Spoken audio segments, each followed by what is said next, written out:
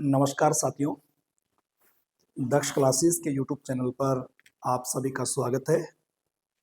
और आज मैं आपके लिए एक प्रैक्टिस सेट लेकर के आया हूं, जो पिछले सैटरडे को 22 तारीख को हुआ था और आज हम इसको सॉल्व करेंगे। पूरा 100 नंबर का ये प्रैक्टिस पेपर होगा। इसमें शुरू में 20 नंबर हिंदी के हैं, उसके बाद फिर उत्तराखंड और फिर जीएस और रीजनिंग के हैं। ठीक है, तो चलिए शुरू करते हैं। शुरू करने से पहले आपको महाशिवरात्रि की बहुत बहुत शुभकामनाएं हैं और इसी के साथ हम आज एक प्रैक्टिस सेट सॉल्व कर रहे हैं। तो चलिए शुरू कर लेते हैं। यहाँ पर पहला जो प्रश्न है, राज्य में सट्टी कहा जाता है। पहला प्रश्न है आपके सामने, पेपर में पूछा भी गया है कि राज्य में सट्टी जो शब्द है ये किसके लिए प्रचलित है? बाजरे के लिए, कोदा के लिए, मंडुआ के लिए या धान के लिए? तो सही है, जो आंसर होगा वो क्या होगा? डी, धान के लिए। धान के लिए जो है सट्टी शब्द का प्रयोग किया जाता है। बाकी कोदा और मंडुआ एक ही है। इसको जो है रागी नाम से भी जानते हैं और इसी को जो है हम कोदा भी बोलते हैं और इसी को जो है हम क्या बोलते हैं? मंडुआ भी बोलते हैं। ठीक है जी। तो कोदा, रागी, मंडुआ ये सब एक ही है और इधर जो धान है इसको क्या बोलते हैं? सट्टी। तो पहला जो प्रश्न है हमारा, उसका डी जो विकल्प है ये बिल्कुल सही है। आगे बढ़ते हैं। दूसरा प्रश्न लोकोक्ति का है। उठी सुखी ना बैठी सुखी, लोकोक्ति का अर्थ क्या है? पहला है असमंजस की स्थिति, दूसरे चारों तरफ से दुखी दुख, हानि ही होना, हानि ही हानि होना, और अगला है लाभ ही लाभ की स्थिति बने रहना। तो बताना है आपको उठी सुखी ना बैठी सुखी लोकोक्ति का अर्थ क्या है। तो यानी ना उठ करके सुखी है ना, ना बैठ करके सुखी है। इसका मतलब होता है चारों तरफ से दुखी दुख होना। उठी सुखी ना उठी सुखी ना बैठी सुखी। सही जो आंसर होगा इसका, चारों तरफ से दुखी दुख। ठीक है, आगे बढ़ते हैं। तीसरा प्रश्न ये रहा, प्रमुख गढ़वाली शब्द सही मेल नहीं है। प्रमुख गढ़वाली शब्द सही मेल नहीं है। ओडोल, तूफान, ओड़ा बड़ा पत्थर, बोड़ जंगल, और अलखन शरारत। कई बार रिपीट हो गया ये क्वेश्चन भी। तो देखिए जरा, यहाँ पर ओडाल तूफान सही है, बोड़ का मतलब ही जंगल सही है। ठीक है जी, ये भी सही है, ये भी सही है, अलखन शरारत भी सही है। तो हमें नहीं बताना था। तो यहाँ पर हमारा जो आंसर होगा वो क्या हो जाएगा? बी वाला विकल्प बिल्कुल सही हो जाएगा, क्योंकि ये बड़ा पत्थर नहीं होता है। ओडा जो है खेत के बीच में होता है और ये छोटा पत्थर होता है। ठीक है, आगे बढ़ते हैं। चौथा प्रश्न, राज्यों में किरमुल किरमूल क्या है? ठीक है जी, किरमूल जो शब्द है या किरमुल जो शब्द है ये उत्तराखंड में किस चीज के लिए प्रयोग होता है? एक पक्षी है ये, एक कंदमूल फल है ये, एक चींटी है, या कीड़ा जड़ी है? ठीक है जी, तो यहां पर हमारा आंसर क्या होगा? लगाइए, किरमुल किसको बोलते हैं? किरमुल किसको बोलते हैं? सी जो विकल्प होगा ये सही है। चींटी को क्या बोलते हैं? किरमुल। ठीक है जी, जैसे कीड़ा जड़ी के लिए कई बार प्रश्न आता है, यारसा गुम्बा क्या है? ठीक है जी, यारसा गुम्बा क्या है? तो यारसा जो गुम्बा है ये एक जड़ी बूटी है। ये प्रश्न पेपर में आया हुआ है और यहाँ पर ये किरमुल है, ये भी पेपर में आ रखा है। तो किरमुल शब्द किसके लिए प्रयोग होता है? चींटी के लिए। ठीक है, आगे बढ़ते हैं। चौथा पांचवा प्रश्न, फ्योली रौतेली कविता के लेखक कौन है? भजन सिंह है, लीलानंद कोटनाला है, तारद गैरोला है, या इनमें से कोई नहीं? तो फ्योली रौतेली नाम की जो कविता है किसकी है ये? इन चारों में से आपने चुनाव करना है। जो सी है ये बिल्कुल सही है, तारद गैरोला। फ्योली रौतेली जो कविता है वो किसकी है? तारद गैरोला की है। आगे बढ़ते हैं। छठा प्रश्न, अति बिराऊ अति बिराऊ अति बिराऊ में मुसनी मारिंद लोकोक्ति का अर्थ क्या है? मतलब बिराऊ किसको बोलते हैं? बिल्ली को, कि जहां ज्यादा बिल्ली होती हैं वहां है ना ज्यादा जो बिल्लियां होती हैं वो मुझसे है ना, यानी चूहे को नहीं मारते हैं, नहीं मार सकते हैं। तो अति बिराऊ मुसनी मारना लोकोक्ति का अर्थ क्या है? एक समय में केवल एक ही कार्य करना चाहिए। बी है जानवरों को नहीं मारना चाहिए। और सी है किसी कार्य को करने के लिए आवश्यकता से अधिक व्यक्तियों का नहीं होना चाहिए। और डी है, यदि किसी कार्य को करने के लिए आवश्यकता से अधिक लोग हों तो वह कार्य जल्दी समाप्त हो जाता है, अर्थात मिलजुल करके कार्य करना चाहिए।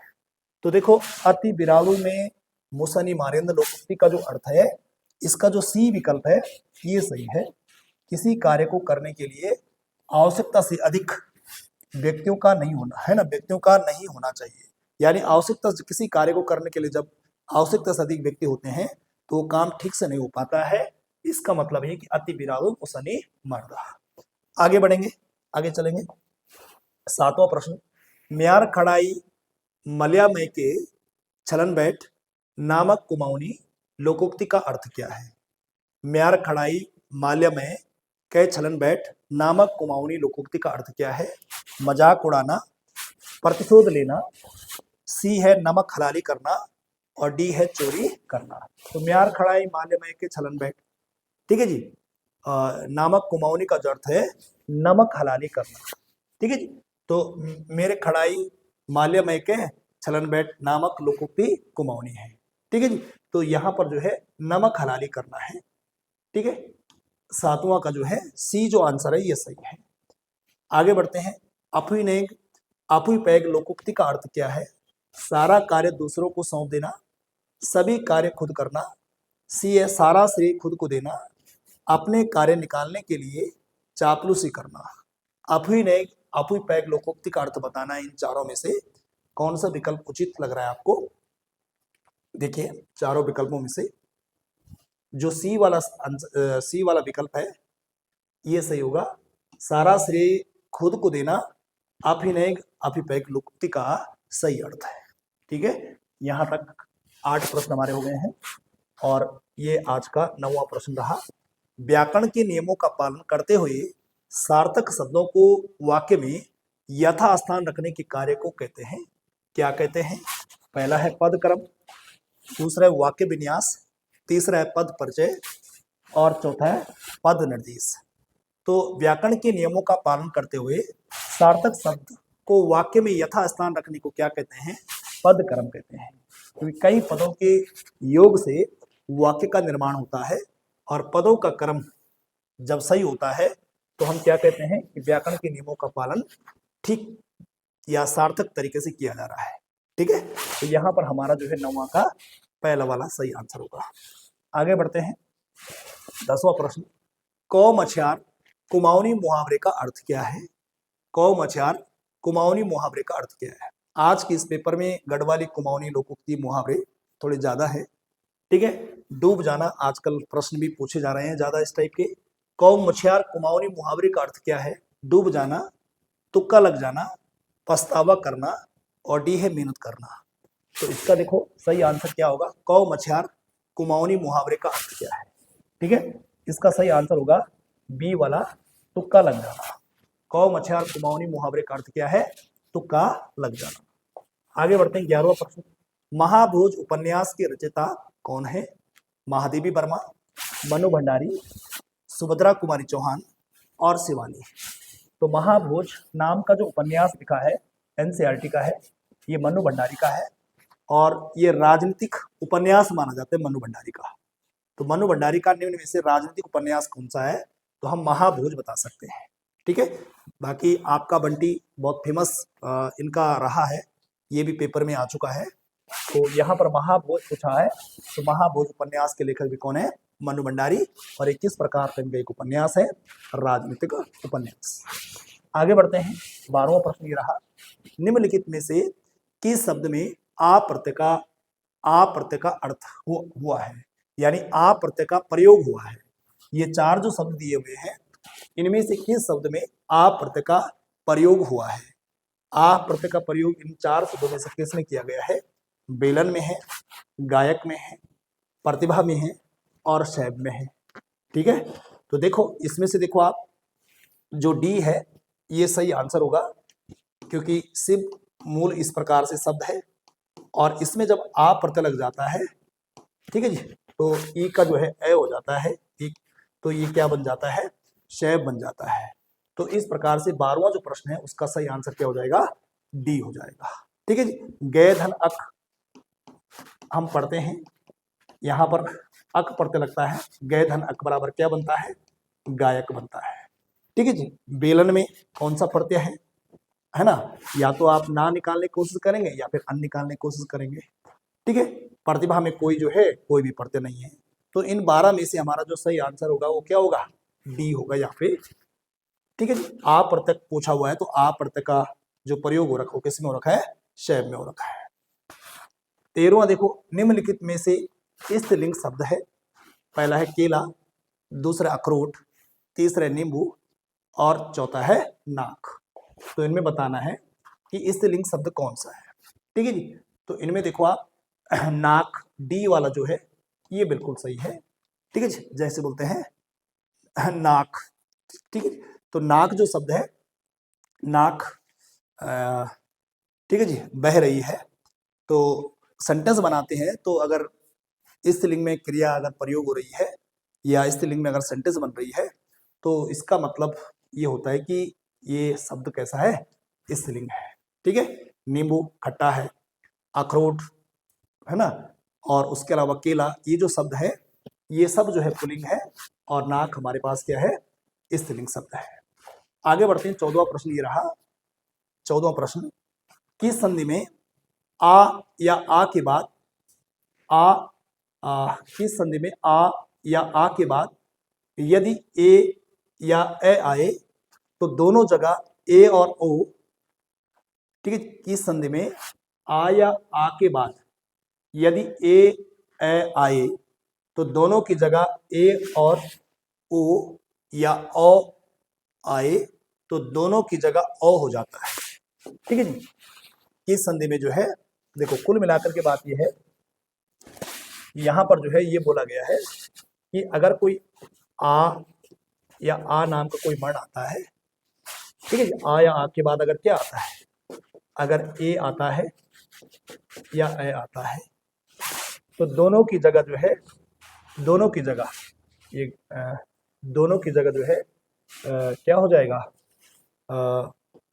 इन दोनों की जगह क्या बन जाता है, ए या ओ आए तो दोनों की जगह ओ हो जाता है। थोड़ा सा गड़बड़ लग रहा है मुझे, देख लेते हैं इसको जरा, है थोड़ा टाइपिंग में मुझे गड़बड़ लग रहा है यहाँ पे, एक बार इसको देख लेते हैं।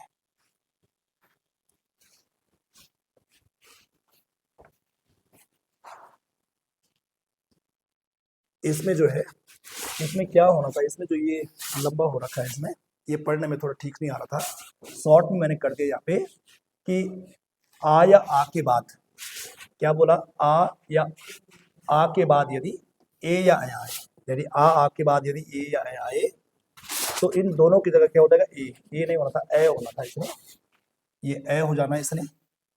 और फिर क्या बोला कि अगर ओ और ओ आए, यानी इस आ के बाद अगर ओ या ओ आ जाए तो इन दोनों की जगह पर क्या हो जाता है, ओ हो जाता है। तो यहाँ पर ये होना था इसने सही। कहने का मतलब इसका ये है कि आ के बाद अगर ए आता है तो ए बन जाता है, और आ के बाद अगर ओ आता है तो ओ बन जाता है, और इसकी जो डंडी पड़ती है ये पड़ती है डबल, और इसकी भी डंडी पड़ती है ऐसे करके ओ की, और ऐसा जो होता है वो कौन सी संधि में होता है, वृद्धि संधि में। तो यहाँ पर हमारा डी जो विकल्प है ये बिल्कुल सही होगा। ठीक है, आगे बढ़ते हैं। 15वां प्रश्न ये रहा, महादेवी वर्मा को किस कीर्ति पर ज्ञानपीठ पुरस्कार प्राप्त हुआ था। ज्ञानपीठ पुरस्कार पूछा हुआ है कि महादेवी वर्मा को किस कीर्ति पर ज्ञानपीठ पुरस्कार मिला था। पहला है यामा के लिए, दूसरा है दीपिका के लिए, तीसरा अतीत के चलचित्र, और चौथा श्रृंखला की कड़ियां। तो यहाँ पर हमारा जो सही आंसर होगा वो क्या होगा, ए वाला यामा के।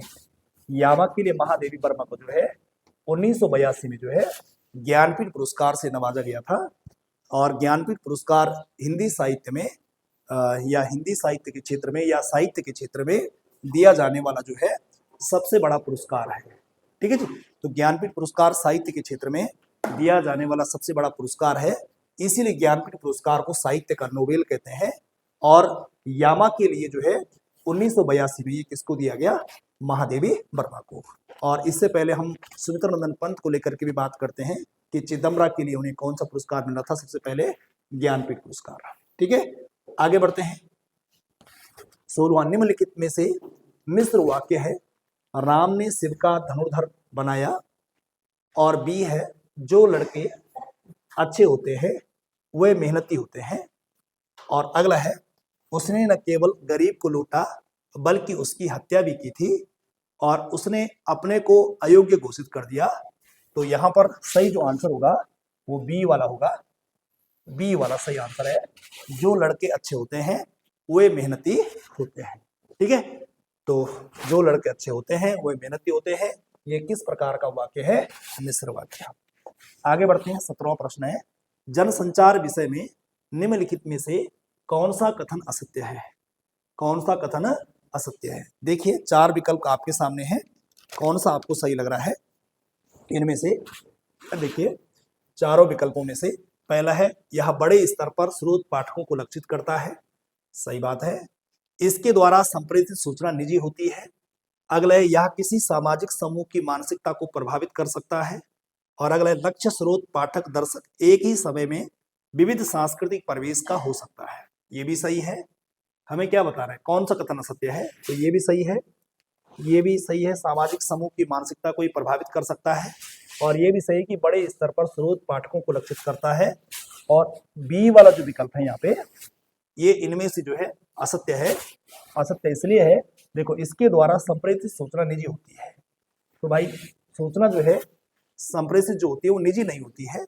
ठीक है जी। जनसंचार के विषय में निम्नलिखित में से कौन सा कथन असत्य है? तो जनसंचार में जो भी सूचनाएं संप्रेषित की जाती है वो जरूरी नहीं कि निजी हो। ठीक है जी, सार्वजनिक सूचना भी हो सकती है।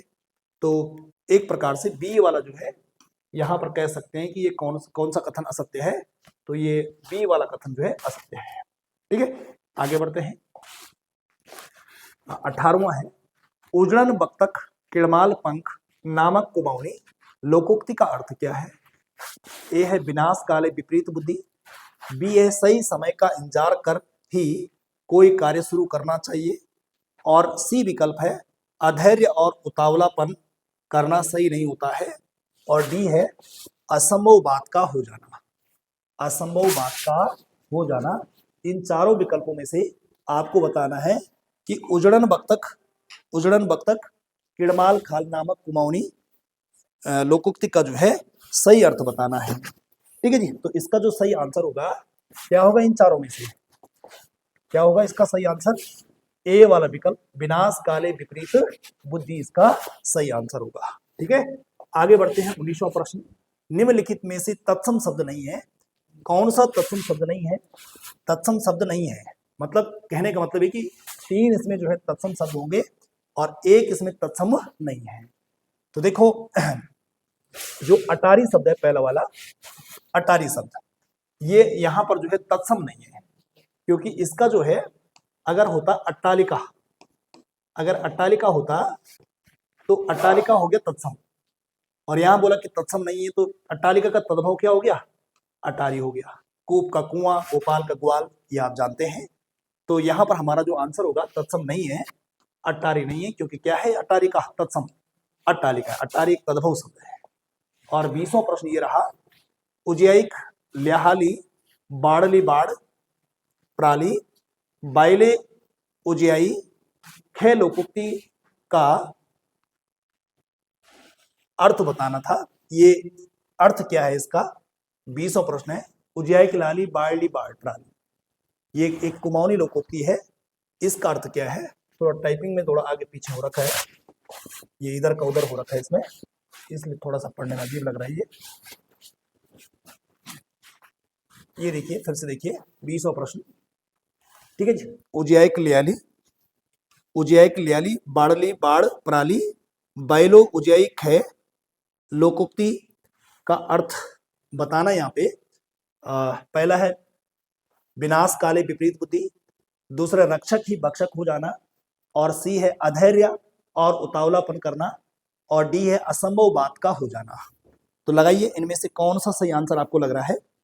ठीक है जी, यानी जो घेरबाड़ कर रखी है, इसका कहने का मतलब है कि जो खेत में जैसे घेरबाड़ हम लोग करते हैं, जब घेरबाड़ करते हैं तो इसलिए करते हैं घेरबाड़ की ताकि जो है कोई पशु जो है उजाड़ न खाए। यानी उजाड़ का मतलब होता है कि पशु जो है उन खेतों में जो है जो फसलें हैं उसको न खा ले। लेकिन कई बार क्या होता है कि जब वही बाढ़ जो है फसल खाने लगती है तो क्या बोलते हैं उसको कि जो रक्षक है वो भक्षक हो गए हैं। तो रक्षक ही भक्षक हो जाना इस लोकोक्ति का जो है सही अर्थ है कि जो रक्षा करने के लिए लगा रखी जो बाढ़, जब वही जो है एक प्रकार से जो है चोरी करने लग जाए, तो यही इस लोकोक्ति का जो है सही अर्थ है, रक्षक ही भक्षक हो जाना। तो 20वां का जो है उद्यायक लाहली बाढ़ली बाढ़, इसका जो सही अर्थ है वो कौन सा है? बी वाला, रक्षक ही भक्षक हो जाना। तो यहाँ पर हमने हिंदी के जो है 20 प्रश्न जो है पूरे कर लिए हैं और इसके बाद अब 21वां जो प्रश्न है यहाँ से ये हमारा उत्तराखंड का शुरू होता है। तो चलिए अब उत्तराखंड आप देख लीजिए। चलिए तो उत्तराखंड का सेशन शुरू करते हैं। पहला क्वेश्चन आपके पास ये रहा, आपके पास कुछ मेले दिए गए हैं।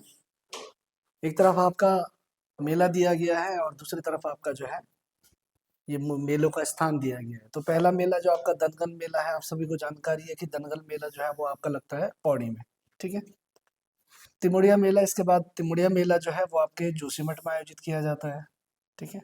भद्रराज मेला आपका मसूरी में आयोजित किया जाता है और लड़ीधुरा मेला आपका जो है चंपावत में आयोजित किया जाता है। तो इस तरीके से इसका जो आंसर बनेगा ऑप्शन नंबर सी इसका सही आंसर हो जाएगा, ठीक है। चलिए अगले क्वेश्चन की ओर बढ़ते हैं, क्योंकि 100 क्वेश्चन कराने हैं तो बहुत, अगर हम ज़्यादा विस्तार पूर्वक जाएं तो बहुत लंबा सेशन हो जाएगा और आप लोगों के लिए बोरिंग होगा। तो इसलिए हम इसको जो है बिल्कुल जितना छोटा हो सके उतना में कर रहे हैं। और अभी आने वाले टाइम में आपके लिए जो है 20-20 क्वेश्चनों की श्रृंखला भी लाएंगे, जो आपके लिए जो हमारी पूरी विस्तार के साथ हम आप उसको जो है समझाया जाएगा, ठीक है। चलिए अगला क्वेश्चन है, निम्नलिखित में से कौन सा व्यक्ति कुमाऊं परिषद के गठन में शामिल नहीं थे? तो इसमें लक्ष्मीदत्त शास्त्री भी थे, प्रेम वल्लभ पांडे भी थे और हरगोविंद पंत भी थे। तो आंसर आपका हो जाएगा option number D, Ramdatt Pant. ये कुमाऊं परिषद के गठन में सम्मिलित नहीं हुए थे, ठीक है। क्वेश्चन नंबर 23 है, 23वें का, कुमाऊं परिषद का जो अधिवेशन है, इस तरफ कुमाऊं परिषद के चारों अधिवेशन दिए गए हैं और इसके बाद जो है साथ ही इसके स्थल दिए गए हैं। तो पहला अधिवेशन जो है ये अल्मोड़ा में आयोजित हुआ था। दूसरा अधिवेशन आपका हल्द्वानी में आयोजित हुआ था, ठीक है। तीसरा अधिवेशन आपका जो है वो कोटद्वार में आयोजित हुआ था और चौथा अधिवेशन आपका जो है वो काशीपुर में आयोजित किया गया था। तो इस तरीके से आपके जो है जो सही आंसर हो जाएगा वो हो जाएगा ऑप्शन नंबर बी, 2, 3, 1, 4। चलिए अगले क्वेश्चन की ओर प्रस्थान करते हैं।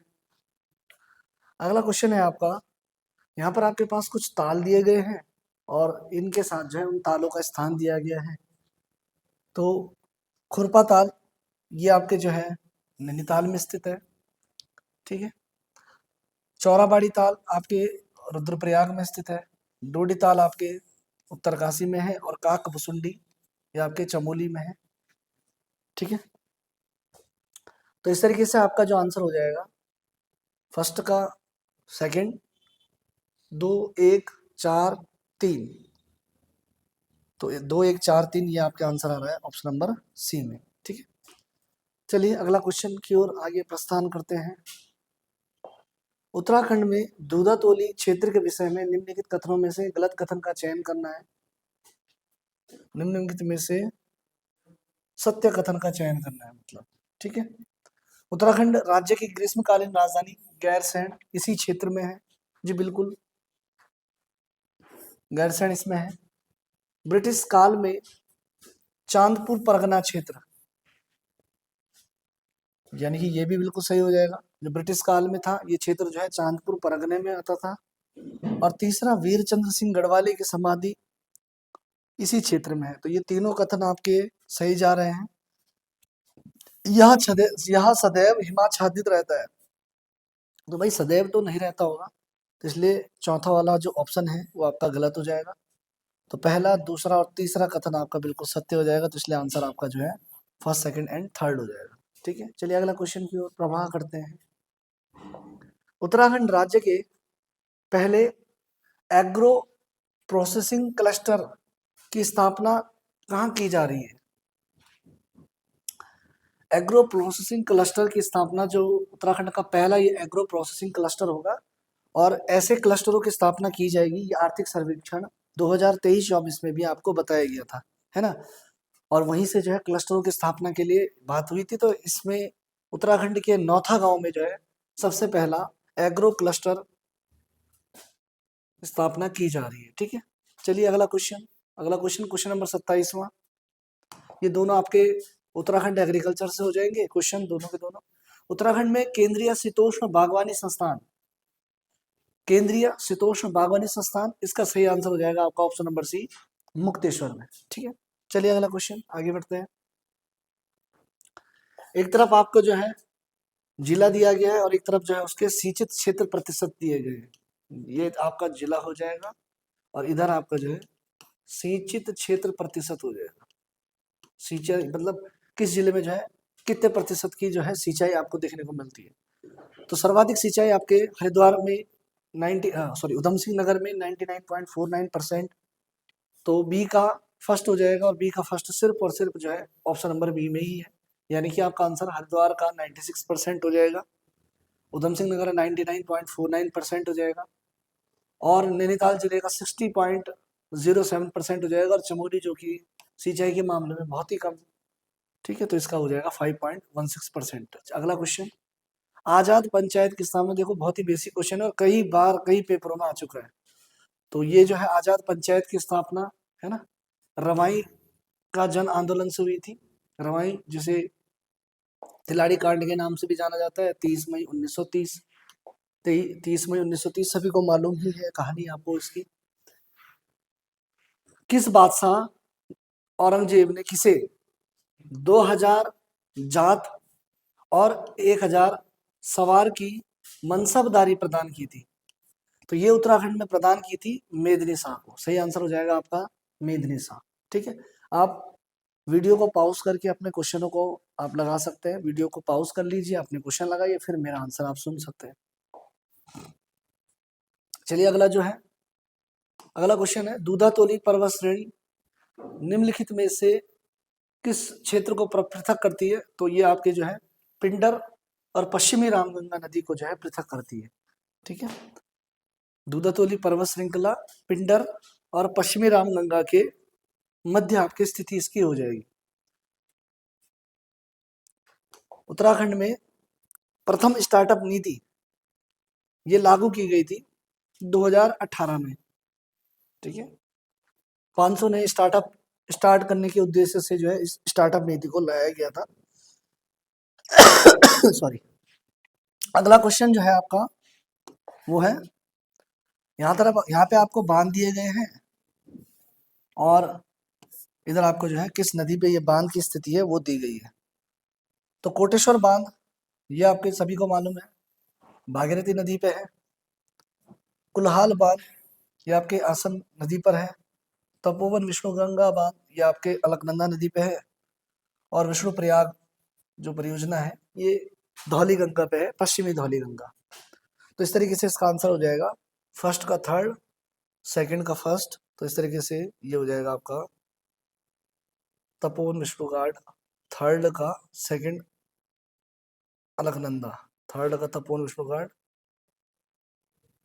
अच्छा एक मिनट, मैंने आपको थोड़ा सा है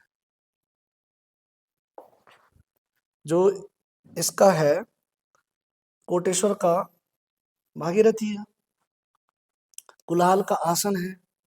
ठीक है, तपोवन विष्णु घाट का जो है ये धौली गंगा है। ठीक है, और विष्णु प्रयाग जो है ये परियोजना अलकनंदा पे है। ठीक है, तो इस तरीके से इसका आंसर जो हो जाएगा वो हो जाएगा ऑप्शन नंबर डी। चलिए अगला क्वेश्चन की ओर बढ़ते हैं। उत्तराखंड सरकार द्वारा अभी हाल ही में छठे वित्त आयोग का गठन किया गया था, और ये जो छठा वित्त आयोग गठित किया गया है ये 1 वर्ष के लिए इसका गठन किया गया है ना। और अभी हाल ही में हमारे राज्य में जो पंचायती चुनाव होंगे उसके वित्तीय स्थिति के लिए इसका गठन किया गया है। 1 साल ही इसका कार्यकाल रहेगा। तो ये एन रविशंकर इसके अध्यक्ष बने हैं। 34वें का ऑप्शन नंबर सी हो जाएगा। ठीक है, तो अगला क्वेश्चन नंबर 35वां है, पद्मश्री पुरस्कार 2025 के लिए उत्तराखंड की किन 2 हस्तियों को चयन किया गया है? तो इसका सही आंसर जो हो जाएगा ऑप्शन नंबर ए हो जाएगा, ह्यू कॉलिन गेजर और राधा बहन भट्ट, है ना। तो ये क्वेश्चन बहुत ही इंपॉर्टेंट आपका रहेगा, किसी न किसी पेपर में ये क्वेश्चन आपका कंफर्म ही आएगा। जहां राधा भट्ट बहन, इनका संबंध जो है समाज सेवा से है, तो वहीं कॉलिन गेजर का जो संबंध है ये साहित्य से है, प्रसिद्ध साहित्यकार है, और 2024 में इनका निधन भी हो गया। निधन के उपरांत इनको जो है ये पुरस्कार दिया गया है, ठीक है। तो ह्यू कॉलिन गेजर और राधा भट्ट, इन दोनों को जो है आपके 2025 के लिए पद्म श्री पुरस्कार उत्तराखंड से इन्हें प्राप्त हुआ है, ठीक है।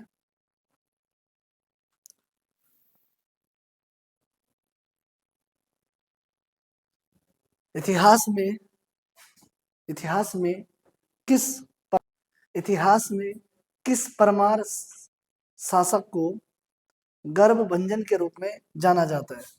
एक गर्भभंजन होता है और एक गर्भभंजक होता है ना। तो गर्भभंजक कहा बोलेगा तो वो आपका आंसर तो क्या हो जाएगा, माधव सिंह भंडारी, ठीक है। लेकिन यहाँ पर ये कह रहा है गर्भभंजन के लिए, तो इसका सही आंसर हो जाएगा महिपति शाह, ठीक है। चलिए आगे बढ़ते हैं।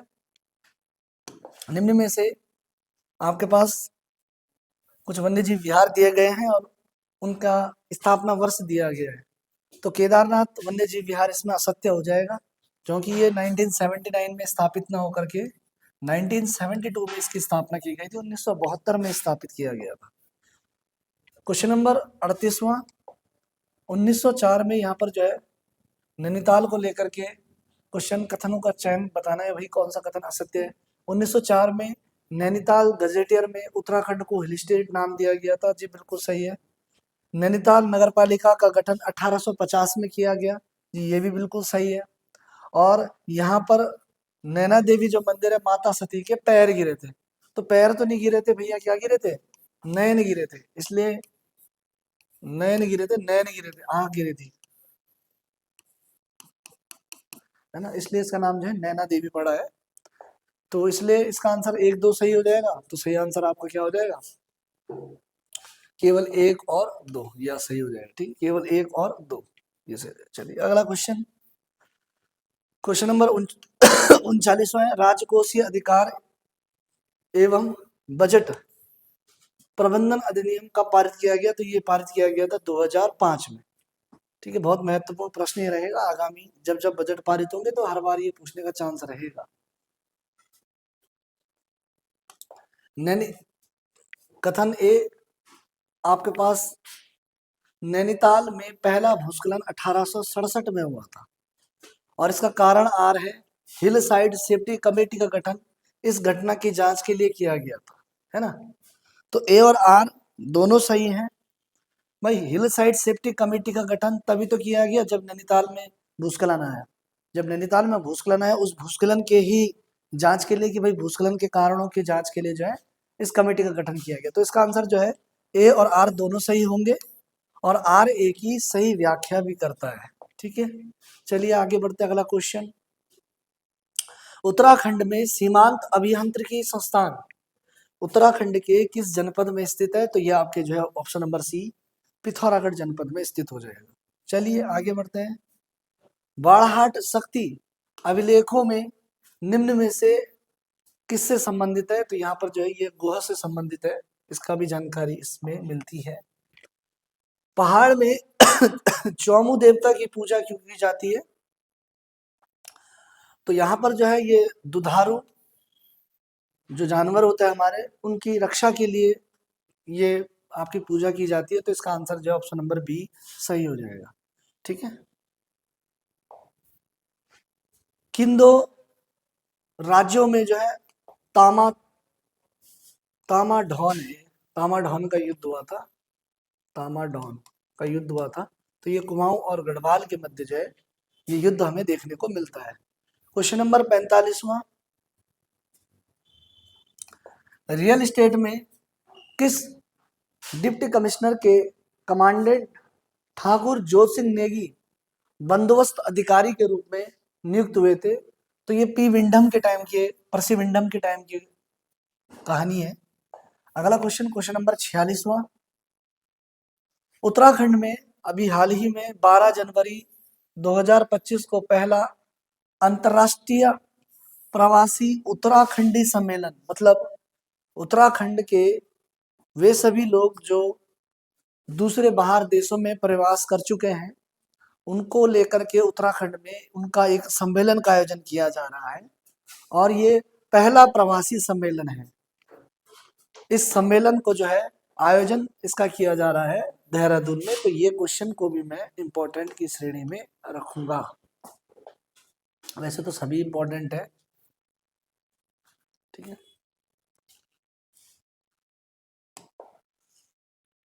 पलायन, ग्रामीण विकास और विस्थापना की गई, ठीक है।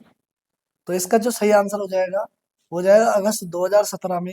ये पलायन आयोग के बारे में बात कर रहे हैं, इसकी स्थापना 2017, अगस्त 2017। प्रसिद्ध पुरातात्विक स्थल गोविसाण, सभी को मालूम है काशीपुर का ये प्राचीन नाम है। इसका सर्वेक्षण किया था सर्वप्रथम जो है वो किया था कर्निंघम ने, ठीक है। अगला क्वेश्चन, क्वेश्चन नंबर 49। कौन सा दर्रा पठारी जिला तिब्बत से सम्मिलित है ना। तो इसका आंसर जो हो जाएगा, देखो लिपुलेख को किस तरीके से पूछा गया, ये हाल ही में किसी पेपर में पूछा गया है। तो देखिए आप क्वेश्चन को पूछ लिपुलेख को रहा है, लेकिन पूछ किस तरीके से रहा है, कौन सा दर्रा पठारी जिला तिब्बत से संबंधित है। सभी को मालूम है भाई, तिब्बत नेपाल और उत्तराखंड के मध्य जो है लिपुलेख दर्रा जो है ना, सीमा साझा करता है। तो भैया ये लिपुलेख दर्रा इसका सही आंसर हो जाएगा। अगला क्वेश्चन, क्वेश्चन नंबर 50वां क्वेश्चन है। पुराना लिपुलेख दर्रा जहां से तीर्थयात्री कैलाश शिखर को देखा जा सकता है, उत्तराखंड की कौन सी घाटी में स्थित है। तो ये आपका जो हो जाएगा, ये हो जाएगा आपका व्यास घाटी में, ठीक है। चलिए अगला क्वेश्चन, क्वेश्चन नंबर 51, ठीक है। इसमें जो है कौन सा युग्म सुमेलित नहीं है। तो इसमें जो सुमेलित नहीं है, बगड़ नदी नाले के निक्षेपण से बना स्थान सही है, उखड़ असिंचित क्षेत्र सही है, सेरा ऐसा खेत जहां धूप नहीं पहुंचती, तो ये आपका गलत हो जाएगा, और राजघाटी ये आपका आम रास्ता तो सभी सॉरी सभी युग में आपके सुमेलित है, लेकिन सिर्फ इसमें जो है ऑप्शन नंबर सी सुमेलित नहीं है, सेरा। तो सेरा जो है निम्नलिखित में से उत्तराखंड की ई गवर्नेंस के पहल के अंतर्गत सम्मिलित नहीं है। तो आपके पास कुछ पोर्टल दिए गए, कहने का मतलब है कौन सा पोर्टल नहीं है उत्तराखंड में। तो गतिशक्ति पोर्टल है, दर्पण पोर्टल है, उन्नति पोर्टल है, संस्कार कोई पोर्टल नहीं है। आगे बात करते हैं, क्वेश्चन नंबर 53वां हो जाएगा आपका, उत्तराखंड मानवाधिकार आयोग कब अस्तित्व में आया, ये आपका पूछ रहा है। उत्तराखंड मानवाधिकार आयोग के बारे में आपका पूछ रहा है। तो ये आपका अस्तित्व में आया 13 मई 2013 को, उत्तराखंड मानवाधिकार आयोग, ठीक है। अब ये देखिए एक क्वेश्चन ये भी आपका देखिए, है ना, कई बार इसने इस क्वेश्चन को कई दफे उसने ये पूछा है कि कौन सा गीत कृषि कार्यों से संबंधित है ना। अब उसने इस बार जो है इसी क्वेश्चन को धान की रोटी के साथ, है ना, कौन सा लोकगीत के आविष्कारक है ना। तो ये मतलब क्वेश्चन को वही क्वेश्चन है, लेकिन क्वेश्चन को पूछने का तरीका चेंज है, क्वेश्चन वही है। तो ऐसे को आयोग यूके ट्रिपल सी हर बार ही करता है, बार बार करता है। तो आपको पेपर में उसको घबराना नहीं है। आपको पता है कि धान की रोटी मतलब ये सब चीज कृषि से रिलेटेड है, तो भैया उड़किया भूल ही होगा, ठीक है। अब देखिए 2023-24 के अनुसार उत्तराखंड की अर्थव्यवस्था में मूल्यांकन पर प्राथमिक क्षेत्र का योगदान है 9.9%, और ये 9.9% जो योगदान है प्राथमिक क्षेत्र का, अब यहां तक तो उत्तराखंड में द्वितीयक क्षेत्र का योगदान सर्वाधिक रहता था, है ना। लेकिन 24-25 आर्थिक सर्वे 2024-25 जो उत्तराखंड का हाल ही में आया है, उसके अनुसार अब उत्तराखंड में जो है, जो उत्तराखंड की जीडीपी है, तो उत्तराखंड की जीडीपी में सर्वाधिक योगदान जो है तृतीय क्षेत्र का हो गया, यानी कि सेवा क्षेत्र, सर्विस सेक्टर जो है अब उत्तराखंड में, सर्विस सेक्टर जो है उत्तराखंड में सर्वाधिक हो गया है ना। तो अभी इसके लिए उत्तराखंड का आर्थिक सर्वेक्षण की रिपोर्ट भी आपके लिए लेके आएंगे। चलिए, तो इसका सही आंसर जो हो जाएगा वो हो जाएगा 9.9%। क्वेश्चन नंबर 56वां, गणतंत्र दिवस की परेड में उत्तराखंड की झांकी किस थीम पर आधारित थी, है ना। तो ये जो थीम पर आधारित थी, ये थी सांस्कृतिक विरासत एवं साहसिक खेल, इस थीम पर यह आधारित थी, और हमारी झांकी को जो है तृतीय स्थान भी प्राप्त हुआ, इसी थीम पर आधारित थी, सांस्कृतिक विरासत एवं साहसिक खेल। क्वेश्चन नंबर 57वां, निम्नलिखित में से कौन सा कथन असत्य है। उत्तराखंड में जैविक उत्पाद परिषद की स्थापना 2003 में हुई, बिल्कुल सही है। उत्तराखंड जैविक अभिप्रमाणन अभिकरण, ये 2015 नहीं है। मजखाली उत्कृष्टता केंद्र को जैविक प्रशिक्षण एवं शिक्षण संस्थान के रूप में उच्चीकृत कर दिया गया है, तो ये भी आपका सही हो जाएगा। और जैविक विविधता संरक्षण के लिए देहरादून में वाइल्ड लाइफ, जो हमारा वाइल्ड लाइफ है, वन्य जीव अभ्यारण्य, इसके नीचे जो है ये वाइल्ड लाइफ वन्य जीव अभ्यारण्य, तो देहरादून में जो आपका वन्य जीव अभ्यारण्य, ठीक है, तो ये आपके देहरादून में जैव विविधता के संरक्षण के लिए वन्य जीव अभ्यारण्य, ठीक है, वाइल्ड लाइफ सेंचुरीज करके है कुछ देहरादून में, तो ये आपका, ये भी आपका सही था। तो इस तरीके से जो है ऑप्शन नंबर बी आपका जो है वो आपका सही आंसर हो जाएगा इसका। क्वेश्चन नंबर 58वां, निम्नलिखित में से कौन सा मंदिर जोशीमठ गांव के निकट स्थित है। जोशीमठ के निकट अन्नीमठ गांव में स्थित है, तो अन्नीमठ गांव में जो है ये आपका वृद्ध बद्री की स्थिति हो जाएगी। अगला क्वेश्चन, क्वेश्चन नंबर 59वां, चौपती नृत्य का जो है परंपरा जो है किस क्षेत्र से संबंधित है। तो सभी को मालूम है चौपती जो है ये रवाई क्षेत्र में जो है इसका आयोजन किया जाता है, तो रवाई के जंगलों में से संबंधित इस तरीके से चौपती नृत्य रवाई, ऑप्शन नंबर ए सही आंसर हो जाएगा, ठीक है। तो इसके बाद जो है आपके ये जीएस के क्वेश्चन स्टार्ट हो गए, इससे आगे जो आगे सर आपको जो है इसका क्वेश्चन सॉल्व करेंगे। Thank you.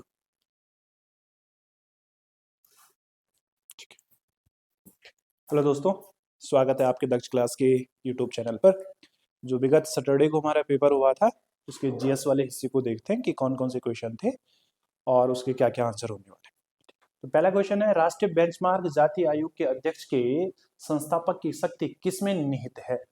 ऑप्शन ए है भारत के राष्ट्रपति, भारत के मुख्य न्यायाधीश, कैबिनेट मंत्री, भारत के प्रधानमंत्री।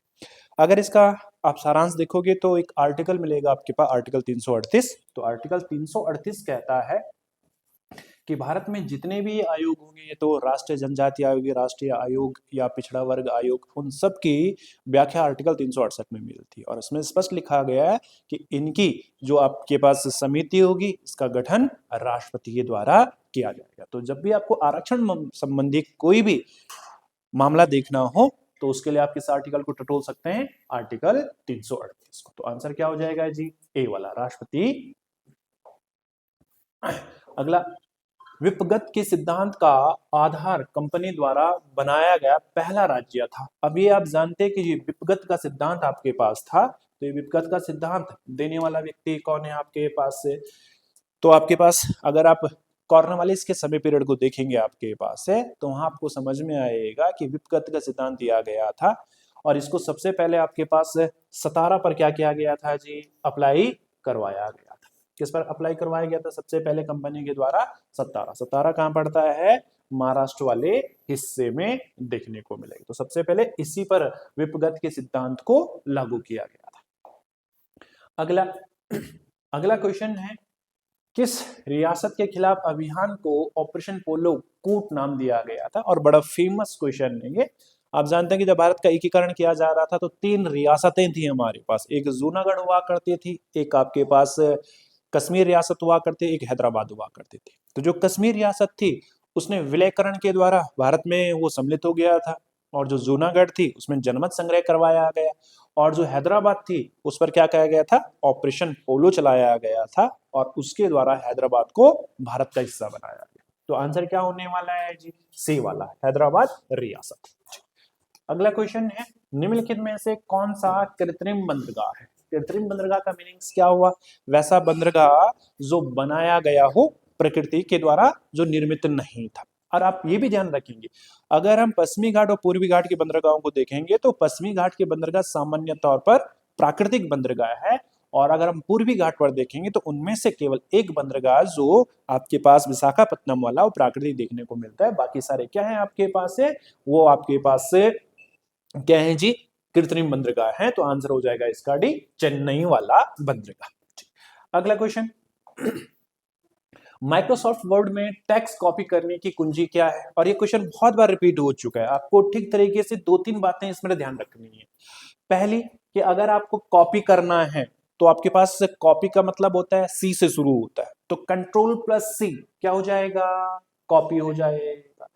अगर इसको आपको क्या करना है, पेस्ट करना है, तो कंट्रोल प्लस क्या करेंगे, भी करेंगे, और आपको उसको कट पेस्ट करना है तो कंट्रोल प्लस एक्स करेंगे। तो इसका आंसर क्या हो जाएगा जी, सी वाला। अगला क्वेश्चन है, कोणार्क सूर्य मंदिर के संदर्भ में निम्नलिखित कथनों पर विचार कीजिए। इसे ब्लैक पगोड़ा भी कहा जाता है, बिल्कुल सही बात है। इसका निर्माण राजा नरसिंह प्रथम ने करवाया था, ये भी बिल्कुल ठीक है। यह यूनेस्को का एक विश्व धरोहर संस्थान है, बिल्कुल ठीक बात है। ये सारे के सारे ठीक आंसर हैं। तो आंसर हो जाएगा आपके पास सी वाला, 1, 2, 3 और 4। अगला क्वेश्चन है, निम्नलिखित में कथनों पर विचार कीजिए। निम्नलिखित कथनों पर क्या कीजिए, विचार कीजिए। प्रोजेक्ट टाइगर की शुरुआत भारत सरकार द्वारा 1973 में की गई, बिल्कुल ठीक बात है। भारत में कुल बाघ टाइगर अभ्यारण्य जनवरी 2023 के अनुसार 53 है, बिल्कुल सही बात है। ये दोनों कथन बिल्कुल सही है। अब आपको ध्यान रखना है कि लगभग भारत में 56 बाघ अभ्यारण्य हो चुके हैं। तो आंसर क्या हो जाएगा जी, ए और बी दोनों। अगला क्वेश्चन है, कूट दिए गए नीचे कथनों को, नीचे 2 कथन दिए गए हैं जिसमें से एक को अभिकथन और ए और दूसरे को कारण कहा गया है। पहला, पाकिस्तान के नाम का विचार का सुझाव रहमत अली ने दिया था, बिल्कुल सही बात है, उन्होंने दिया था आपके पास। रहमत अली ने 1933 में अभी या कभी नहीं नामक पुस्तक का प्रकाशित की थी। ये दोनों बात सही है आपके पास, ये दोनों की दोनों बात क्या है जी, सही है। तो क्या है जी, ए और आर दोनों सत्य है, ए आर की सही व्याख्या करता है, और उसी में उसने या उन्होंने पाकिस्तान के संबंध में अपनी थ्योरी भी दी थी। ठीक, अगला लिखा गया, ब्रिटिश शासन के दौरान भारत की अधिकांश जनसंख्या जीविका के लिए किस क्षेत्र पर निर्भर थी? तो सीधी सी बात है, भारत कृषि प्रधान था, आज भी कृषि प्रधान है। और अगर आप देखेंगे कि इसमें इकोनॉमी में तो 3 सेक्टर महत्वपूर्ण है, प्राथमिक सेक्टर, सेकेंडरी सेक्टर और थर्ड सेक्टर आपके पास। और प्राथमिक सेक्टर किसको कहते हैं, कृषि वाले को, और जो सेकंड सेक्टर है वो विनिर्माण वाले को, और थर्ड सेक्टर को आपके पास सेवा सेक्टर, जॉब सेक्टर कहते हैं। तो आंसर आपके पास हो जाएगा ए वाला। अगला क्वेश्चन, 1942 में जब भारत छोड़ो प्रस्ताव पारित किया गया था तो भारत का वाइसराय कौन था? Lord Linlithgow, Lord Wavell, Lord Willingdon, Lord Mountbatten. तो लॉर्ड लिलिथगो उस समय क्या हुआ करते थे, भारत के आपके पास से वाइसराय हुआ करते थे। और आपको ये भी ध्यान रखना है कि ये जो वाइसराय शब्दावली है, ये भारत सरकार अधिनियम 1858 आया था, उसी समय से ये प्रारंभ हो गए थे। भारत के पहले वाइसराय कौन बने, लॉर्ड कैनिंग को बनाया गया। ठीक, अगला क्वेश्चन है, किस प्रावधान के तहत अध्यक्ष सदन के किसी भी सदस्य को उसकी मातृभाषा में बोलने की अनुमति दे सकता है? तो इसके लिए ऑप्शन हो गया अनुच्छेद 120 का ए, यह वह ऑप्शन है, यह वह अनुच्छेद है जो किसी भी व्यक्ति को अपनी मातृभाषा में बोलने का क्या देता है, अधिकार देता है। किसको, संसद के व्यक्तियों को। संविधान में प्रदत्त न्यायिक समीक्षा की शक्ति किस सिद्धांत के आधार पर प्रयोग की जाती है? पहला, कानून की उचित प्रक्रिया, कानून द्वारा स्थापित प्रक्रिया, मध्यस्थता या प्राकृतिक न्याय। तो आंसर रहेगा इसका बी वाला, कानून द्वारा स्थापित प्रक्रिया। अब आप जानेंगे कि यह जो सिद्धांत है आपके पास भारतीय संविधान में, ये हमने जापान से लिया हुआ है, और कानून निर्माण की प्रक्रिया हमने ब्रिटेन से ले रखी है। अगला,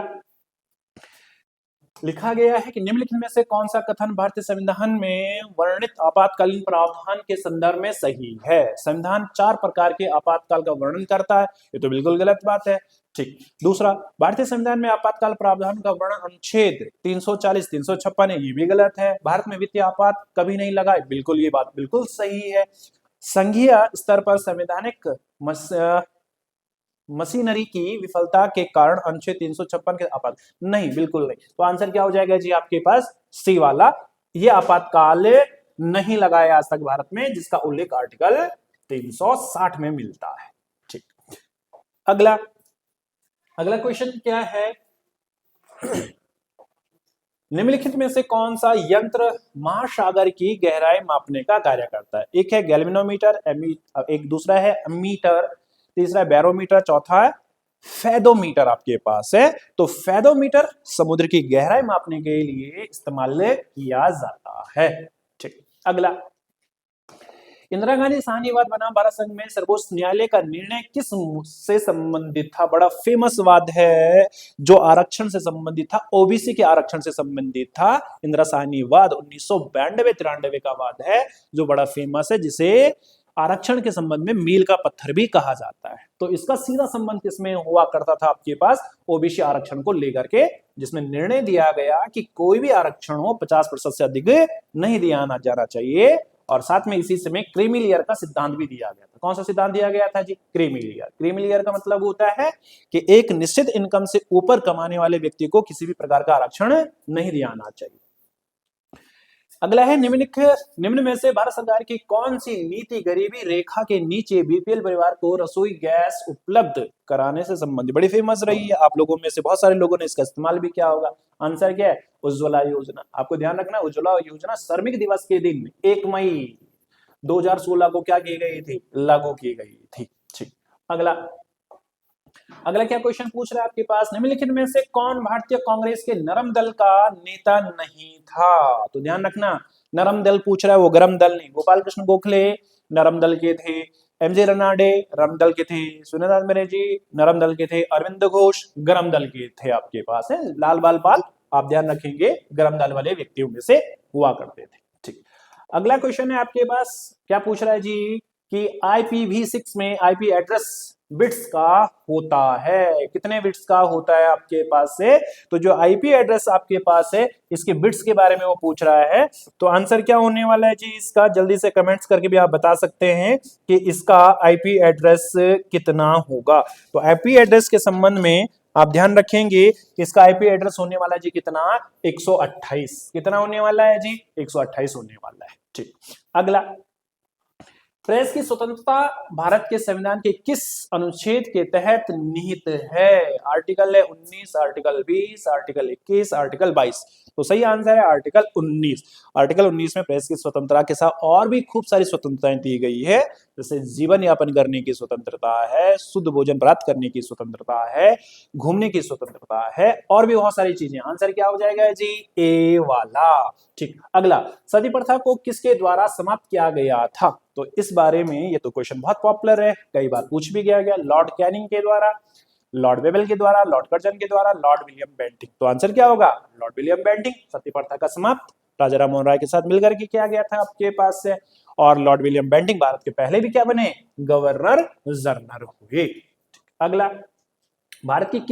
भारत की कौन सी नदी कर्क रेखा से 2 बार गुजरती है। बड़ी फेमस नदी है और कई बार क्वेश्चन रिपीट हो चुका है। उसका आंसर क्या है, माही नदी। या आपके पास कर्क रेखा को कितने बार काटती है, 2 बार काटती है। ठीक। अगला क्वेश्चन क्या है, भारत में अकबर का मकबरा कहाँ स्थित है। गौतम नगर, ये आपके पास पड़ता है बिहार में, आगरा, प्रयागराज, गाजियाबाद। इसका आंसर है आगरा। आगरा में सिकंदरा नामक एक स्थान है, उस पर आपके पास किसका मकबरा हुआ करता था, अकबर का मकबरा था। इसलिए कह रहा हूं कि आपके पास जाटों ने उसको निकाल करके आग लगा दी थी आपके पास। अगला क्वेश्चन पूछा जा रहा है, भारत के नवीन संसद भवन का उद्घाटन किसने किया। सीधी सी बात है, इसका उद्घाटन करने के लिए हमारे पास कौन थे, प्रधानमंत्री थे। और उसके ऊपर जो स्तंभ लगाया गया था, जिसपे शेर की आकृति बदल दी गई थी दहाड़ते हुए, जिस पर खूब सारा विवाद भी हुआ, विपक्ष ने खूब सारा तंज भी कसा उस पर। तो आंसर होना चाहिए आपके पास भारत के प्रधानमंत्री ने। अगला क्वेश्चन, निम्नलिखित में से कौन सा विश्व बैंक समूह का हिस्सा नहीं है? पहला ऑप्शन है IMF, IFC, MIGA, ICSID। तो आंसर होगा आपके पास IMF, यह विश्व बैंक का हिस्सा नहीं है। अगला क्वेश्चन आपके पास है, बिपरजॉय चक्रवात का संबंध किस सागर से है? अरब सागर, काला सागर, हिंद महासागर, या अगला क्वेश्चन लिखा गया है पीला सागर। तो उसका आंसर होगा ए, अरब सागर से इसका क्या है, संबंध है। ठीक, अगला क्वेश्चन है, सूचना का अधिकार अधिनियम 2005 मुख्यतः किस उद्देश्य से सहायता करता है? राजनीतिक सुधार से, सामाजिक अखंडता से, पारदर्शी प्रशासन से, कानूनी सुधार से। तो इसका आंसर होगा जी आपके पास क्या, डी, कानूनी सुधार से। पारदर्शी कानून होना चाहिए इसका, या कुछ और चीज होनी चाहिए आपके पास है? तो आंसर होना चाहिए इसका, बिल्कुल सही बात है, इसका पारदर्शी प्रशासन होना चाहिए। इसलिए तो RTI आया था आपके पास है, ताकि प्रशासन का ठीक तरीके से जानकारी मिल पाए, आपको पता लग पाए कि मेरे जो कार्य थे या जो मैं चाहता था वो ठीक तरीके से हुआ या नहीं। बिल्कुल सही बात है, आंसर होना चाहिए पारदर्शी प्रशासन से। ठीक, अगला, 1921 में मोपला विद्रोह का प्रमुख कारण क्या था? मोपलाओं पर जमींदारों का अत्याचार, अंग्रेज सरकार के खिलाफ विद्रोही नीतियां। बिल्कुल सही बात है, यहाँ दोनों ठीक बात है आपके पास है कि मोपला आपके पास से केरल वाला हिस्से में पड़ता है, वहां ये हुआ था आपके पास। तो ए और बी क्या है जी, दोनों इसके आंसर होने वाले हैं, दोनों इसके आंसर हो जाएंगे। ठीक, अगला क्या है जी, बूट प्रक्रिया का प्राथमिक उद्देश्य क्या है? ये कंप्यूटर शब्दावली है। बूट का मतलब होता है कि ऑपरेटिंग जो सिस्टम है उसको प्रारंभ करना, वो क्या कहलाएगा, बूट कहलाएगा। तो आंसर क्या होने वाला है जी, डी होने वाला है। ठीक, अगला क्या है, अगला क्वेश्चन है, निम्नलिखित में से कौन सा एक प्रेजेंटेशन सॉफ्टवेयर है? माइक्रोसॉफ्ट पावर पॉइंट, माइक्रोसॉफ्ट आपके पास माइक्रोसॉफ्ट टेली, या माइक्रोसॉफ्ट वर्ड? तो माइक्रोसॉफ्ट वर्ड, माइक्रोसॉफ्ट लिख दिया गया आपके पास से। तो इसका सही आंसर क्या होना चाहिए जी, कमेंट्स करके जल्दी से बताओ कि क्या हो सकता है या क्या होना चाहिए इसका। तो आंसर इसका जल्दी से कमेंट्स करो, तो आंसर हो जाएगा ए, माइक्रोसॉफ्ट पावर पॉइंट। ठीक, अगला, कंप्यूटर में हार्ड डिस्क क्या होता है? क्या होता है? एक आपके पास टेम्परेरी मैग्नेटिक स्टोरेज, परमानेंट आपके पास क्या, magnetic storage, hard capacity optical disk storage, high capacity CD रोम। इसका आंसर हो जाएगा बी वाला, परमानेंट मैग्नेटिक स्टोरेज। आपके पास हार्ड डिस्क को ही कहते हैं, और हार्ड डिस्क ही एक तरीके से उसका कंप्यूटर का सारा जो डेटा होता है वो अपने पास संरक्षित रखता है। अगला, निम्नलिखित में से किस राज्य को भारत का पहला कार्बन मुक्त राज्य बनाया गया है? ये क्वेश्चन हम कई बार आपको समझा चुके हैं और कई बार हमने इसको पूछ भी लिया है। आंसर होगा हिमाचल प्रदेश, 2010 में ऐसे इसको अधिकारिता दी गई है। अब है रीजनिंग के क्वेश्चन आपके पास। पहला क्वेश्चन है, 10 मार्च 1999 को शुक्रवार था, तो 5 मार्च 2000 को कौन सा बार होगा? सीधी सी बात है, आप ध्यान रखेंगे कि जब एक सामान्य वर्ष से किसी दूसरे वर्ष जाते हैं तो एक दिन की वृद्धि होती है, लेकिन समस्या है क्या कि आप अगर 99 से 2000 में गए, जो 2000 था लीप ईयर, और 2000 लीप ईयर के साथ साथ फरवरी क्रॉस हो गया है, जिस कारण से 2 दिन की वृद्धि होगी। कितने दिन की वृद्धि होगी जी? 2 दिन की वृद्धि होगी। तो इसका मतलब है अगर 10 मार्च 1999 शुक्रवार था, तो हम ये ज्ञात कर सकते हैं कि भाई 10 मार्च 2000 को कौन सा दिन होगा, तो हम 2 दिन बढ़ा देंगे। कितने दिन बढ़ा देंगे जी? 2 दिन। शुक्रवार के साथ 2 दिन और जोड़ लो, तो कितना हो गया जी आपके पास? शनिवार और रविवार। हमें ये पता लग गया कि इस दिन तो रविवार था, लेकिन हमने 10 मार्च निकाला है, हमें कब चाहिए? 5 मार्च। आपको ये भी ध्यान रखना है, किसी भी तारीख के साथ 7 दिन जोड़ने से, 7 दिन घटाने से वही दिन प्राप्त होता है। तो इसमें से अगर 7 दिन लेस कर देंगे तो 3 तारीख आ जाएगा, तो 3 मार्च को क्या आ जाएगा? रविवार, 4 को सोमवार और 5 को मंगलवार। तो आंसर हो जाएगा ए वाला। ठीक, अगला, पावरफुल शब्द को वर्णानुसार व्यवस्थित किया जाए तो पुनर्व्यवस्था के बाद कितने वर्षों लिखा गया? वर्णों, वर्षों में नहीं होना चाहिए, वर्णों। में कोई परिवर्तन नहीं आएगा। सीधी सी बात है, अल्फा बीटा के अनुसार लगाओगे इसको, यानी कि अल्फा बीटा में पहला क्या होने वाला है, ई आने वाला है, फिर क्या आने वाला है, एफ आने वाला है, फिर क्या आने वाला है, एल आने वाला है, एल के बाद क्या आ जाएगा जी, ओ आ जाएगा, ओ के बाद क्या आ जाएगा, पी आ जाएगा, पी के बाद क्या आ जाएगा जी, आर आ जाएगा, आर के बाद क्या आ जाएगा जी, यू आ जाएगा, यू के बाद क्या आ जाएगा जी, डब्ल्यू आ जाएगा। तो कितने वर्ड थे ये, 1 2 3 4 5 6 7 8, 1 2 3 4 5 6 7 8। वो कह रहे कि कितने वर्ण परिवर्तित नहीं होंगे। तो देखो इसका नंबर पहले पहला था, दूसरा, तीसरा, चौथा, इसका नंबर चौथा था, इसका पांचवा था, इसका छठा था, इसका सातवां था, इसका आठवां था। तो देखो जी, ये आपके पास पहला, ये दूसरा, ये तीसरा, ये चौथा। अब इसका नंबर क्या आ गया, पहला, ये दूसरा, ये तीसरा, ये चौथा, ये पांचवा, ये छठा, ये सातवां, ये आठवां। कोई मैच कर रहा है आपके पास से ऐसे, जिसके नंबर पहले भी वही थे और अभी भी वही आपके पास, कोई है क्या?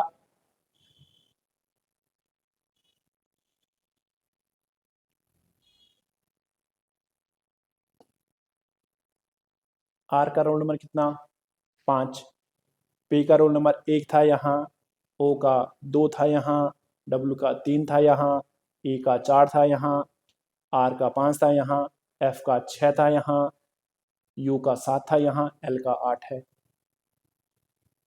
पास से कौन मिल पा रहा है, 1। वहां भी यू कितने नंबर का है, 7, और यहां भी यू कितने नंबर पर है, 7 नंबर पर है। तो एक ही आपके पास है जिसका स्थान परिवर्तित नहीं हुआ। ठीक, चलो अगला, नीचे दिए गए अक्षरों का आपके पास क्या श्रृंखला श्रेणी में रिक्त स्थान को पूर्ति कीजिए। जब भी ऐसे क्वेश्चन आते हैं तो ये आपके पास गिफ्टेड क्वेश्चन होते हैं। इसमें सबसे पहले लेटर गिन लो कि कितने हैं, 1 2 3 4 5 6 7 8 9 10 11 12। जब भी ये 12 लेटर वाले होंगे तो अमूमन पहली प्राथमिकता होती है कि 4-4 के ग्रुप बनाएंगे। आप कितने के ग्रुप बनाएंगे, 4-4 के। तो 2 और 2 4, 2 और 2 4 और 2 और 2 4। अब इसको आसान से कोड किया जा सकता है। देखो यहाँ क्या दिख रहा है, बी के बाद डी दिख रहा है आपके पास से, क्लियर। और हमें ये पता लग रहा है कि बी से पहले क्या है, एफ है। तो बी से पहले एफ है और आपके पास एफ से पहले सी है। तो हम यहाँ एक तर्क रख सकते हैं, यहाँ सी बन सकते हैं। अब देखो आसान हो गया, बी डी सी एफ, इसका मतलब सीरीज ऐसे ही बननी चाहिए। तो यहां भी वैसे ही होगा आपके पास, B D C F, B D C F. तो आप चूज कर लो, आपके पास है B D D F C. तो पहला वाला ऑप्शन बन गया आसानी से। अगला क्या क्वेश्चन पूछ रहा है जी, निम्नलिखित श्रृंखला का प्रश्न चिन्ह का स्थान पर क्या होगा। अब इस पर थोड़ा सा कैलकुलेशन आपकी अच्छी होनी चाहिए जी। इनमें आप गैप ढूंढेंगे। अब जब गैप ढूंढेंगे तो देखो जी, 15 और 43 में अंतर है कितने का, 28 का। ठीक, 43 और 83 में अंतर है आपके पास कितने का, घटाएंगे 3 में से 3 गए 0, 8 में से 4 गए 40 का। इधर आप घटाओगे तो 7 में से 3 गए, कितना बचने वाला है, 4। और आपके पास 13 में से 8 गए, कितना बचने वाला है, 5। आगे घटाओगे तो अंतर आ जाएगा, 7 में से 7 गए कितना, 0। और आपके पास 10 में 7 3 गए 7, कितना हो गया जी, 70 हो गया। अब देखो यहाँ कितने का अंतर है, 12 का अंतर है। यहाँ कितने का अंतर है, 14 का अंतर है। यहाँ कितने का अंतर है, 16 का अंतर है। सीधा मतलब यहाँ कितने का अंतर होगा, 18 का। तो 70 के साथ 18 और जोड़ दो, तो आपके पास जोड़ेंगे तो कितना हो जाएगा जी, 88 कितना हो जाएगा जी, 88 हो जाएगा। अब 88 जोड़ो किसके साथ, 207 के साथ। 8 7 कितना होता है, 15। 8 और 1 कितना हो जाता है जी, 9। और आपके पास 2 का 2 कितना आ गया जी, 295। ठीक, अगला क्वेश्चन क्या है, अगला क्वेश्चन दिया गया है आपके पास से, निम्नलिखित वेन आरेख का चयन करें जो निम्नलिखित वर्गों के बीच के संबंध को सबसे अच्छा दर्शाता हो। नर्स, डॉक्टर, आपके पास केमिस्ट, इन तीनों का आपस में कोई भी रिलेशन है। सीधी सी बात है कि जो डॉक्टर होगा वो कभी नर्स नहीं हो सकती, क्योंकि डॉक्टर प्रोफेशन अलग है, कोर्स अलग है, नर्स अलग मामला था। कि उस वेन आरेख का चयन करें जो निम्नलिखित वर्गों के बीच के संबंध को सबसे अच्छा दर्शाता है। Nurse, doctor, chemist. तो आप ध्यान रखेंगे ये तीनों अलग अलग बात है, हालांकि तीनों स्वास्थ्य डिपार्टमेंट से जुड़ा हुआ है। अगर डॉक्टर है तो नर्स कैसे हो सकती है, सीधी सी बात है। अगर वो नर्स है तो वो केमिस्ट कैसे हो सकती है। इसलिए इसका जो वेन आरेख बनेगा वो सी वाला बनेगा। तीनों अलग अलग बातें हैं, तीनों का आपस में कोई भी संबंध नहीं है। ठीक, अगला 6 चाइल्ड क्रम से 1 2 3 4 5 6 नामांकित शतरंज खेल चल रहा है। 1 और 5 भाई भाई है, 6 और 5 6 5 की बहन है, 3 1 के पिता हैं, पिता के भाई का इकलौता पुत्र है, 2 और 4 3 के पिता के इकलौते भाई की बेटियां हैं, तो 4 का 1 से क्या संबंध है, किस प्रकार संबंधित है। ये ब्लड रिलेशन वाला क्वेश्चन है, बहुत ज्यादा मुश्किल नहीं है। तो अगर आप डायग्राम बनाते जाओगे तो लिखा 1 और 5 भाई भाई है, 1 और 5 आपस में क्या है जी, भाई है, पहला रिलेशन ये है। दूसरा कह रहा है कि जो 6 है 5 की बहन है, तो 5 की बहन कौन है, 6 है, बहन है, ठीक। उसके बाद वो क्या कह रहा है आपके पास है कि 3 1 के पिता के भाई का इकलौता पुत्र है। अब इसको अगर आप देखोगे तो इसको, इस डायग्राम को क्या होना चाहिए आपके पास, मैं इसको दोबारा से बना लेता हूं ताकि ये नीचे आ जाए आपके पास है। मैं इधर पे बना लेता हूं इसको। तो ऐसा था कि 1 और 5 और 6 ये आपस में भाई और ये इसकी बहन है। अब वो क्या कह रहा है कि 3 जो है 1 के पिता का के भाई, एक का जो पिता है का जो क्या है, भाई है, उसका क्या है, इकलौता पुत्र है, कौन, 3, ठीक। आगे 2 और 4 3 के पिता के इकलौते भाई की बेटियां हैं। क्या कहा उसने, 3 2 और 4 3 के पिता के इकलौते भाई की बेटियां हैं। इसका मतलब है कि कुल मिलाकर के 1 की बहनें हैं, कौन, 2 और 4। इसकी बहनें कौन है जी, इसकी बहन है 2 और 4 बहन हैं की बेटियां हैं। 4 1 से किस प्रकार संबंधित है, सीधी सी मतलब है कि उसका सॉल्यूशन बहन का है, तो आंसर क्या हो जाएगा, बी वाला, ठीक। अगला, एक आदमी की ओर इशारा करते करते हुए राधा ने कहा, उसके बेटे की मां मेरे बेटे की बहन है, वह व्यक्ति राधा से किस प्रकार संबंधित है। यह भी बड़े रिलेशन का क्वेश्चन है कि एक आदमी की ओर इशारा करते हुए राधा ने कहा, ये कोई आदमी है, इसकी ओर इशारा कौन कर रही है, राधा कर रही है, और राधा ने कहा उसके बेटे की मां, यानी कि उसके बेटे की मां, मतलब इनका जो बेटा है, इनका जो क्या है, बेटा है, इसकी जो मां है, इसका मतलब इसकी पत्नी है, जो इसकी क्या हो जाएगी, मां, ठीक। उसके बेटे की मां मेरे बेटे की बहन है, मेरे बेटे की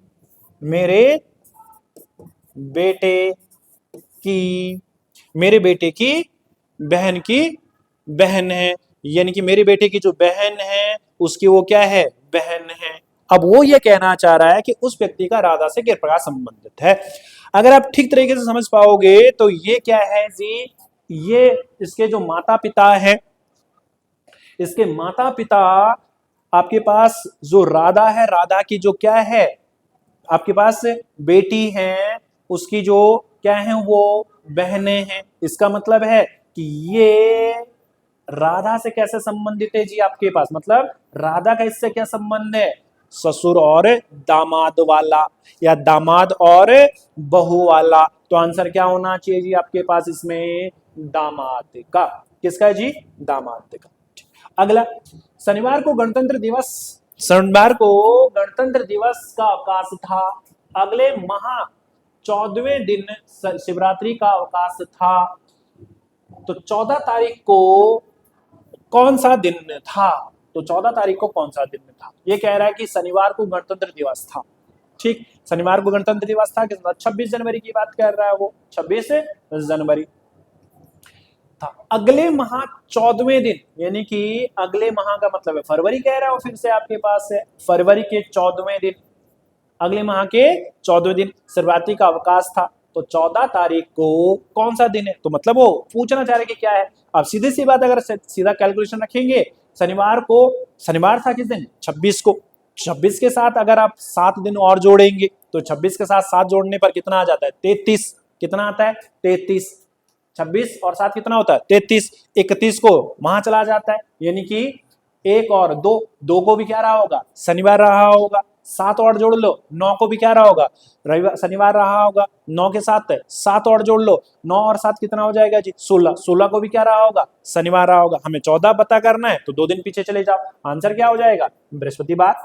ठीक, अगला, एक सांकेतिक भाषा में आपके पास 3 स्टार 4 का मतलब दिया गया है, फिर पूछ रहा है इतना स्टार दिया गया है, तो कैसे सॉल्व करेंगे। इसमें कुछ ना कुछ हम ये देखेंगे कि क्या हो सकता है। तो यहाँ देखो, अगर हम 3 गुणा के क्या करते हैं 4 माइनस 1 तो बराबर कितना 11, 3 चकू 12 माइनस 1, क्लियर। इधर क्या हो सकता है आपके पास की, ये देखो जी 4 गुणा के 5, 4 पंजे 20, गुणा कर दो 2 माइनस कितना 1।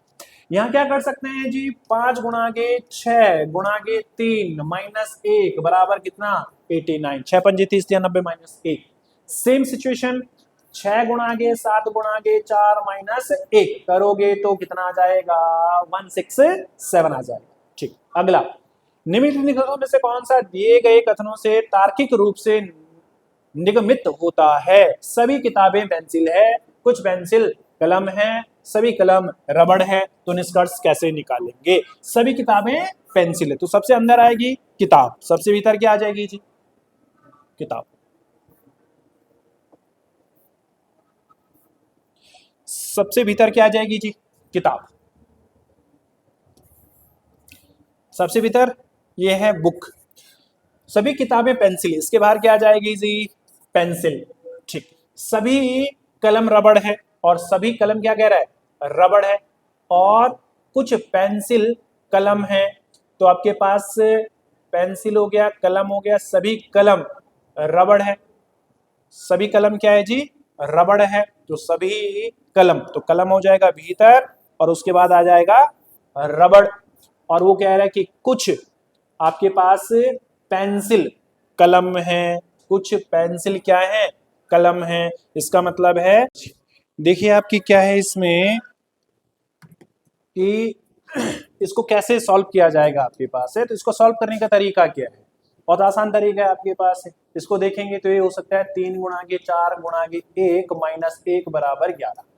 ये हो सकता है दूसरा आपके पास है कि 4 गुणा के 5 गुणा 4 गुणा के 3 गुणा के 4 गुणा के 1 गुणा के माइनस 1, और दूसरा वाला है कि 4 गुणा के 5 गुणा के 2 गुणा के माइनस 1 करेंगे तो ये 39 आ जाएगा। वैसे ही 5 गुणा के 6 गुणा के 3 माइनस 1 ये आपके पास 89 आ जाएगा, और वैसे ही आप करेंगे 6 गुणा के 7 गुणा के 4 गुणा के माइनस 1 तो ये आपके पास 167 आ जाएगा। तो आंसर होगा 167। ठीक, अगला क्वेश्चन है कि आपके पास निष्कर्ष दिया गया है, इसको अगर ध्यानपूर्वक पढ़ेंगे तो इसमें अगर आपका वेन डायग्राम आपको कभी दिन आपने पढ़ा होगा तो आंसर ठीक होने वाला है। क्या लिख रहा है, सभी किताबें पेंसिल हैं, तो ये किताब है, बुक है आपके पास से, ठीक, और इसके बाहर क्या है जी पेंसिल है। फिर कह रहे हैं कि कुछ पेंसिल कलम है, कुछ जो पेंसिल है वो क्या है जी आपके पास से कलम है, तो पेंसिल क्या है बाहर है, कुछ पेंसिल क्या है कलम है, ठीक, और सभी कलम रबड़ है, तो इसका बाहर क्या आ जाएगा, इसके बाहर आपके पास से रबड़ आ जाने वाला है। तो इस तरीके से इसका डायग्राम बनने वाला है। तो इस पर देखेंगे तो अनुसरण क्या है जी आपके पास है, कुछ रबड़ पेंसिल है, तो कुछ रबड़ पेंसिल है, इसका ये तो गलत आंसर है आपके पास, कुछ रबड़ क्या है पेंसिल, बिल्कुल ठीक बात है इसके अनुसार। और दूसरा क्या है आपके पास है, दूसरा क्या कह रहे हैं सभी कलम किताब हैं, कुछ रबड़ कलम है। अब इन पर निष्कर्ष देखिए कि क्या क्या पूछ सकता है। केवल निष्कर्ष 1 और 3 अनुसरण करता है, केवल निष्कर्ष 1 और 2 अनुसरण करता है, केवल निष्कर्ष 1 और 3 अनुसरण करता है, सभी निष्कर्ष अनुसरण करते हैं, तो इसका आंसर केवल क्या हो जाएगा बी वाला, निष्कर्ष 1 और निष्कर्ष 2 क्या करते हैं जी अनुसरण करते हैं, कुछ रबड़ पेंसिल बिल्कुल ठीक बात है, सभी कलम किताबें ये भी ठीक बात है, तो आंसर क्या हो जाएगा बी वाला। धन्यवाद।